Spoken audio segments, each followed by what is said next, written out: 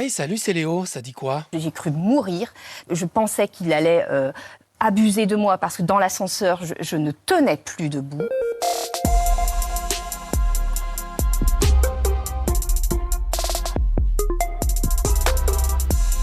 C'est la première prise de parole de la députée Sandrine Josso, qui dit avoir été droguée par le sénateur Joël Guerriau la semaine dernière. Une expérience forcément traumatisante. Elle pense que celui qui est son ami depuis 10 ans a voulu l'agresser sexuellement. J'ai trouvé que le champagne n'avait pas le même goût que d'habitude, c'était sucré.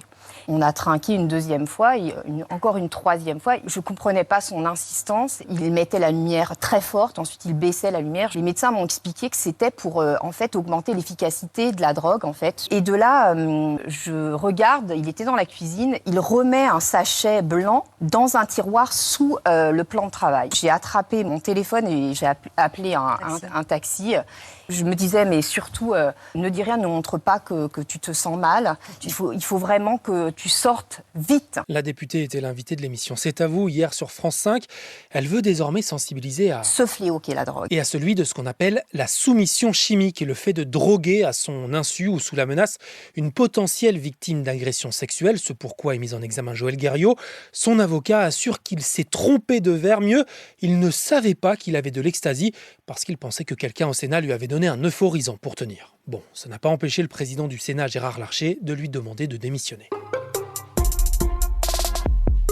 Pas à nous. Quel menteur, tu veux duper qui? Bah moi je me suis bien fait duper. Mais on en reparle à la fin de Snoop Dogg.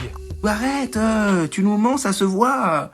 Avant ça, l'actu de la nuit au Proche-Orient, et forcément elle va évoluer très vite, on en reparlera demain et sûrement tout au long de la semaine, puisque les négociations pour une trêve entre Israël et le Hamas s'accélèrent. Le chef de l'organisation islamiste assure pour la première fois être proche d'un accord. Il a rencontré la présidente du comité international de la Croix-Rouge hier soir au Qatar. Le président des États-Unis, Joe Biden, croit lui à une libération prochaine des otages. Tu dégages. Retourne chez toi. Ça, c'est un extrait vidéo révélé par Mediapart d'une agression raciste hyper violente. Les bougnoules, je suis chez moi. Ouais, t'as bien entendu, les bougnoules, je suis chez moi.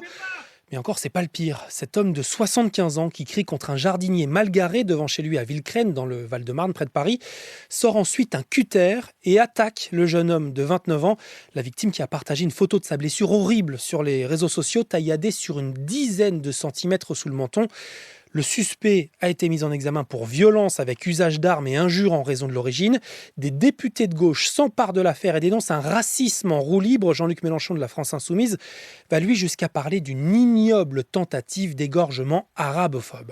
Puis tiens, en parlant de racisme, il y a plein de messages qui y ressemblent sur les réseaux depuis la mort du jeune Thomas, 16 ans, à la sortie d'une fête de village à Crépol dans la Drôme ce week-end. Des jeunes attaqués à l'arme blanche par une bande d'une dizaine de personnes. L'enquête progresse et chose importante que le procureur de Valence a voulu préciser à ma collègue de France Bleu Drôme Ardèche, Florence Baudet.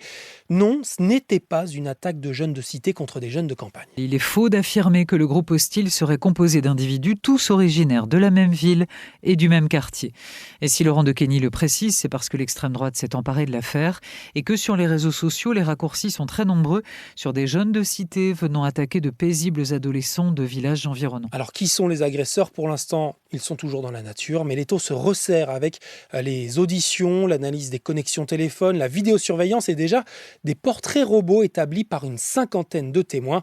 Une marche blanche est prévue demain après-midi à Romans-sur-Isère. Je te donne des nouvelles de celles qui m'inspirent en ce moment. Hello, ça y est, on est à moins de 24 heures de l'arrivée en Martinique. C'est Violette d'Orange, je t'en avais parlé dans Ça dit quoi. C'est la plus jeune concurrente de la Transat Jacques Vabre, une course de voilier entre Le Havre et la Martinique, transatlantique. En vrai, moi, j'y connais pas forcément grand-chose à la voile, mais elle a 22 ans et elle vient de faire toute cette traversée en 2 semaines avec son binôme Damien Guillou. Et elle fera le retour toute seule pour tenter de se qualifier pour le Vendée Globe, course mythique, un tour du monde en solitaire cette fois. Donc je vous tiens au courant, elle va arriver dans la journée en Martinique. Et comme promis, je termine avec des nouvelles de Snoop Dogg. I'm giving up smoke. Le rappeur américain s'est moqué de tout le monde avec son annonce « J'arrête de fumer ». Smoke is kind of your whole thing. En fait, c'était une vulgaire opération marketing pour un barbecue sans fumer. Ouais, je dois dire que moi aussi, j'ai trouvé ça nul. 1, 2, C'était Léo de France Info. Allez, ciao. Quel menteur, tu veux du péki. Tu veux du péki. T'es un menteur, on l'a remarqué. Allez hop, next.